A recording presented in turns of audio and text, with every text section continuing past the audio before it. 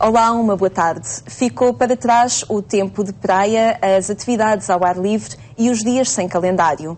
O início do ano escolar pede novas rotinas e objetivos para as escolas, para os pais e para os alunos. Será sobre as motivações que os alunos encontram para dar início ao novo ano letivo que vamos conversar com o professor António Estanqueiro, que é também autor de vários livros sobre a educação. Isso será mais à frente neste programa. Por agora, mostramos-lhe acontecimentos que marcam a atualidade religiosa. Terminou hoje em Fátima o Encontro Nacional da Pastoral Social. Em ano da fé e num tempo marcado pela crise, a caridade foi o tema central desta iniciativa, organizada pelo Secretariado Nacional da Pastoral Social.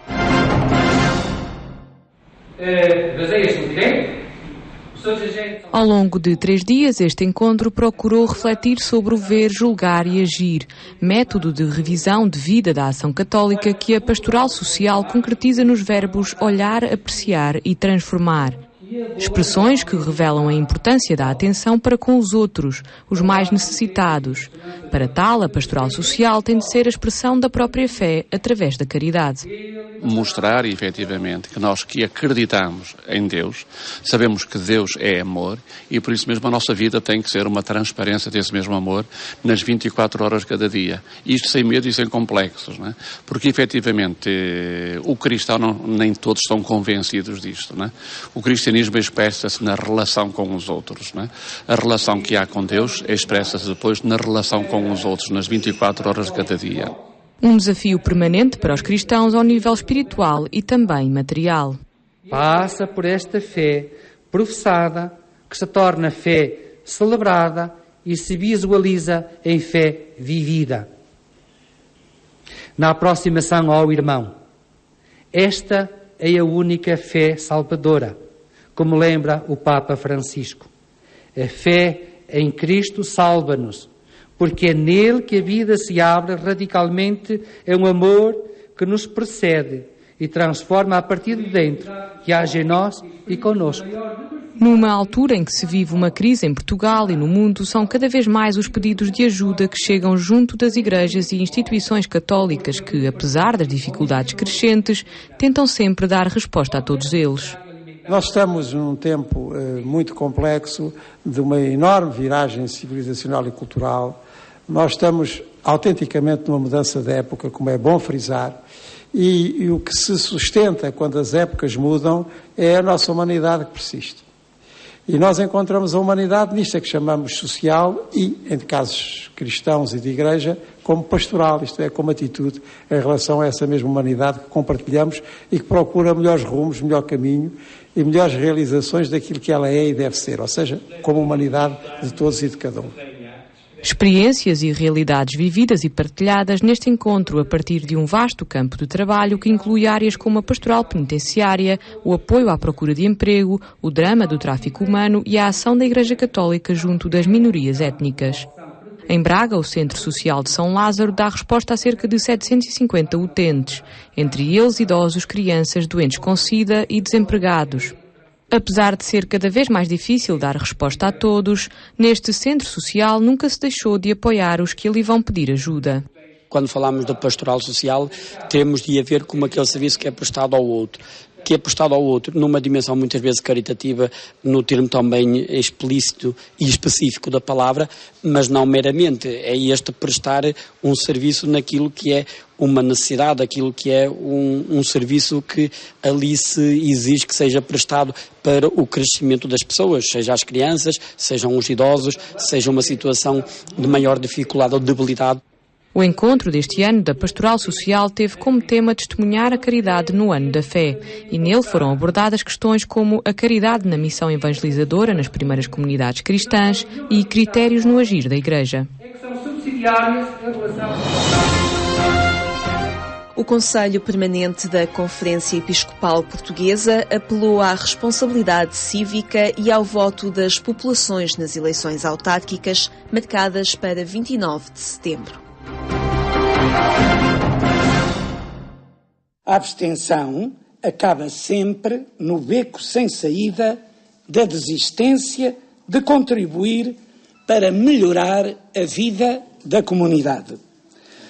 Apelamos ao cumprimento do direito e dever de participar na vida democrática do nosso país, votando naqueles que, em consciência, cada um julgar serem os mais aptos para servir o povo nos respectivos municípios e freguesias. Quer no plano mais local, como sejam as autárquicas, quer depois, quando chegar à altura, no plano mais geral, que é da Europa a construir, os cristãos têm um único lugar, que é na primeira linha. Para credibilizar a política?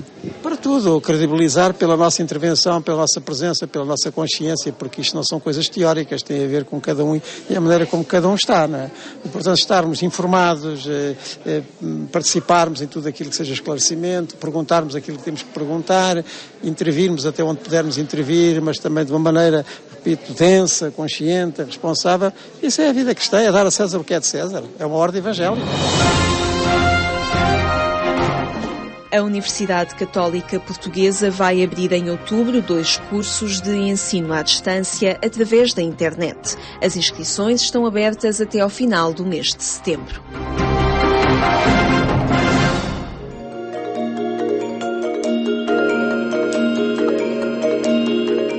Contribuir para uma redescoberta da fé como compromisso com o projeto de Deus e a justiça social é o principal objetivo destes 2 cursos de ensino à distância promovidos pela Faculdade de Teologia da Universidade Católica Portuguesa. Tudo para que os agentes pastorais estejam onde estiverem, possam reforçar as suas competências e melhorar o seu trabalho. Eu enquadro esta tarefa da formação dos agentes pastorais naquilo que é um processo de evangelização. Porquê? Porque eles são multiplicadores de conhecimento. Se nós não formarmos bons agentes pastorais, não podemos ter também boas comunidades, não podemos ter boas respostas cristãs, não podemos ter a valorização daquilo que eu acho que é os conteúdos das propostas que a Igreja e que a nossa fé apresenta ao mundo. Acompanhar as novas tendências tecnológicas e chegar ao público que está distante geograficamente, mas que tem interesse em participar nestes cursos, é por isso um desafio para a faculdade e para os professores. O objetivo fundamental é exatamente este: fazer hoje chegar esta formação àquelas pessoas que, em muitas circunstâncias, não poderiam ser elas a chegar à formação. Ou seja, levá-las, ajudá-las e aproximar a formação delas, dando-lhes também elementos e recursos, ou seja, habilitando-as a usar instrumentos que hoje em dia são importantes na ação pastoral. Basta ver o que sucede um bocadinho hoje nos meios de comunicação oficiais da Igreja, a começar até pelo próprio Papa, no uso das novas tecnologias. Pensamento Social Cristão, Memória e Projeto é um dos cursos disponibilizados. Na sua primeira edição, este curso pretende facultar aos agentes pastorais uma abordagem sobre os grandes marcos e temáticas da doutrina social da Igreja. Faz um itinerário global, não aprofundando depois ao pormenor, porque isso será fases seguintes. Pensamos depois evoluir para fases seguintes, onde podemos trabalhar algumas das temáticas especificamente. Neste momento o que fazemos é, de facto, uma introdução, dando as bases da doutrina social da Igreja e depois dando também uma reflexão sobre os principais conteúdos e as principais orientações da doutrina social da Igreja. O curso vai funcionar durante o ano pela internet, ou seja, pode ser acedido em qualquer parte do país e a qualquer hora, adaptando-se assim à vida profissional e ao ritmo de cada um dos estudantes. De outubro a julho de 2014, todas as semanas estarão disponíveis novos conteúdos formativos, sendo que estão previstos ainda 4 momentos presenciais a decorrer aos sábados em Fátima. Nós vivemos um tempo histórico em que vemos que a situação é muito complicada, não é? Temos problemas sociais, temos problemas que nós não vemos bem com clareza o que é que o futuro nos reserva. Há mesmo quem olhe para o futuro com muita desconfiança e receio. E o pensamento cristão tem propostas claras de organização da história, de construção da história, de organização do tecido social. E, portanto, temos que ter uma palavra de esperança e temos critérios para ter essa palavra de esperança e de intervenção nessa sociedade. Portanto, penso que fazemos um trabalho importante, proporcionando a possibilidade de que muitas pessoas que não se podem deslocar aos nossos polos da faculdade possam frequentar um curso desses. Também com conteúdos semanais publicados na página e com 4 momentos presenciais, Síntese Avançada Catequética é outro dos cursos disponíveis através do ensino à distância. Permitirá aos alunos conhecer melhor o percurso espiritual e doutrinal da fé cristã, através de um plano de estudos baseado no Catecismo da Igreja Católica. Através de um percurso que tem por base o Catecismo da Igreja Católica, fazer um percurso de reflexão e estudo sobre os principais temas do Catecismo da Igreja Católica. Portanto, as principais temáticas, digamos assim, do cristianismo e da sua reflexão e da sua proposta para a vida, para a experiência, para a história. Portanto, passa por algumas das principais temáticas, a Sagrada Escritura, os sacramentos, a Cristologia, a história da Igreja, a moral, portanto, toca nestas temáticas principal. Este curso vai já na sua 10ª edição. O público-alvo aqui são pessoas que queiram ou repensar, aprofundar, refletir um bocadinho mais a sua própria experiência crente, não é? Catequistas, educadores da fé, pessoas que trabalham com grupos jovens, porque ao abordar as grandes temáticas do cristianismo permite um maior conhecimento dessas mesmas temáticas e uma reflexão sobre essas mesmas temáticas. Para melhor enquadrar estes 2 cursos na prática, a Faculdade de Teologia estabeleceu parcerias com a Cáritas Portuguesa e com o Secretariado Nacional da Educação Cristã. São para nós muito importantes, são condição da sua existência. Sem essas parcerias, que agradecemos muito, quer ao Secretariado Nacional da Educação Cristã, que é uma parceria qualificada, que, enfim, que nos ajuda com alguns recursos e que multiplica e que valoriza naturalmente as pessoas que exercem este serviço na Igreja, de que o secretariado é a expressão e é a voz, e juntamente também com a Cáritas, são naturalmente 2 instituições que, situadas neste âmbito, ou nos respectivos âmbitos dos nossos cursos, nos dão uma colaboração muito importante. Síntese Avançada Catequética e Pensamento Social Cristão, Memória e Projeto, 2 cursos de ensino à distância da Faculdade de Teologia da Universidade Católica, com inscrições abertas até dia 30 de setembro.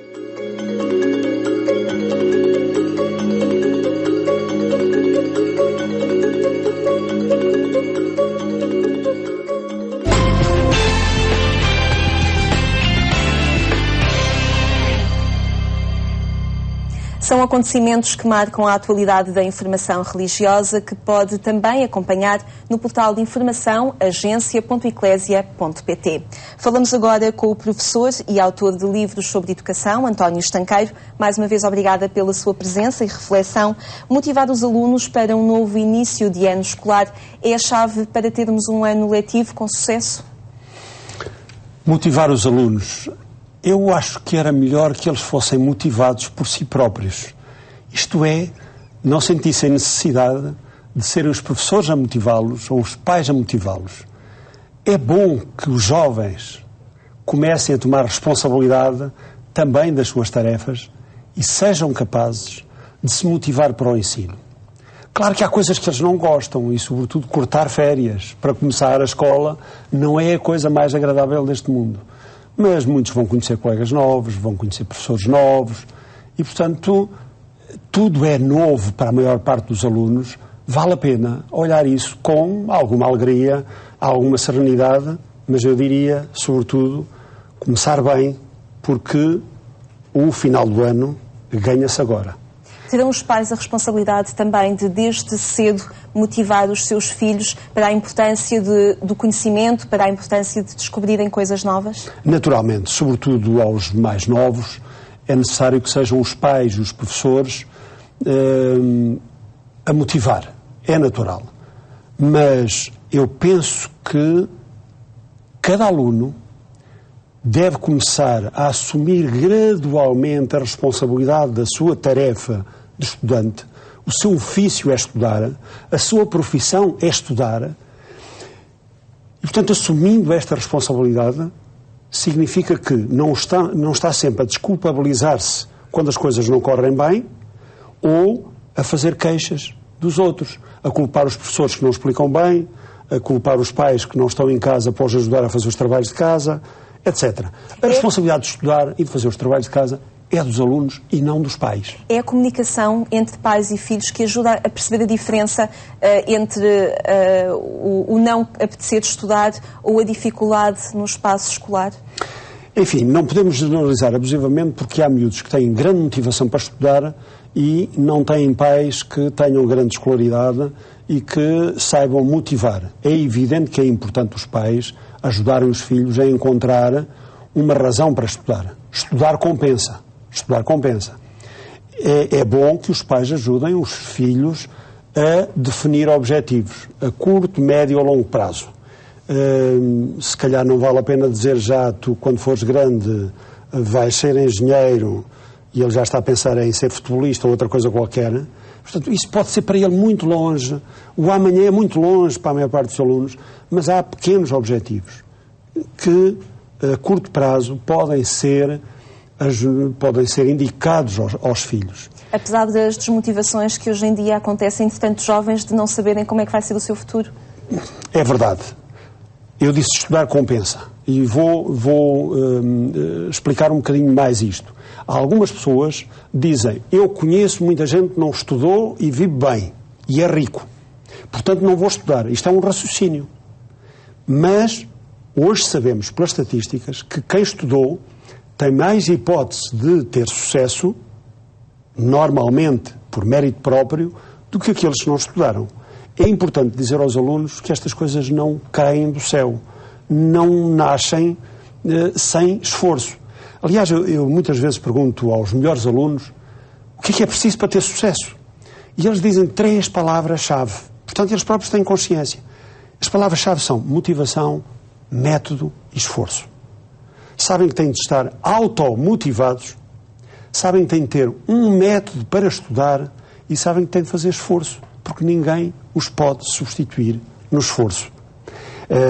Na motivação, naturalmente, eles podem encontrar os seus objetivos, mas têm de ter também confiança em si próprio, confiança nas suas capacidades, e é bom que encontrem pais e professores que os animem e digam, tu tens possibilidade, tu podes ir lá. E os alunos gostam de ouvir os professores a dizer isso, e há sempre alunos que dizem coisas deste género. Aquele professor acreditou em mim, eu nunca mais me esqueci daquele professor. Isto é muito importante. Estas novidades que os dispositivos tecnológicos trazem, também há relação entre alunos e professores. Que equilíbrio é que é necessário ter na presença destes, nomeadamente tablets, smartphones, quer na relação entre colegas, como também na sua utilização na sala de aula? Que equilíbrio é que é necessário? É preciso um grande equilíbrio, porque se é verdade que algumas escolas já usam o computador portátil ou o tablet para a aprendizagem, é verdade que muitos alunos levam isto clandestinamente e, portanto, não participam nas aulas porque estão a mandar mensagens aos colegas. É sempre muito mais simpático antigamente mandava-se papelinhos, agora manda-se mensagens. E, mais do que isso, se o professor descobre, eles têm sempre mais um telemóvel, o professor retira-lhes um, eles ficam com o outro. Há muitos alunos na nossa escola que são perturbados pela tecnologia e quando chegam a casa, alguns deles ainda são mais perturbados, porque no seu quarto tem televisão, internet, o telemóvel e toda a panóplia de jogos e, portanto, entre aquela tecnologia aliciante e o estudo maçudo de um livro cujas letras não andam, letras estão paradas, naturalmente eles sentem-se mais aliciados. Estas possibilidades tecnológicas marcam as relações entre pais e filhos, mas também entre alunos e professores e também com os seus colegas. Podem marcar positivo e negativamente. Positivamente porque, de facto, estabelece o contacto mais depressa. Mas podem marcar negativamente quando são usados fora de contexto ou para fins que não são os melhores. Por exemplo, um tema da nossa escola muito comum atualmente é o chamado bullying, as agressões que se fazem aos colegas. Os rapazes fazem bullying de uma forma mais descarada, chamam nomes ou andam à pancada uns com os outros e infelizmente é uma cobardia dos mais fortes em relação aos mais fracos. As raparigas fazem ciberbullying mais facilmente, isto é, através do telemóvel ou pela internet, muitas vezes lançam boatos.